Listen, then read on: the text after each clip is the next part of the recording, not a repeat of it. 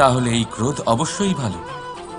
যদি কোথাও আপনি দেখেন যে কোনো নারীর উপরে অত্যাচার হচ্ছে আর সেটা দেখে আপনার ক্রোধ হয়, আর এই ক্রোধ আপনাকে তার সাহায্য করতে সাহস যোগায়, তাহলে এই ক্রোধ অবশ্যই ভালো।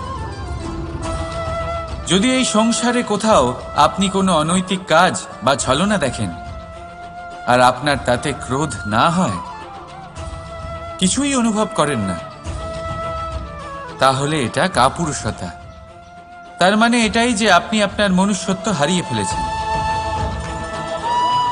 তাই এটা বোঝার চেষ্টা করুন, আপনার ক্রোধের তেজের ব্যবহারের ওপরে নির্ভরশীল হলো এই ক্রোধ আপনার জন্য পাপের সমান, নাকি এই ক্রোধ আপনার জন্য পুণ্যের স্থাপক।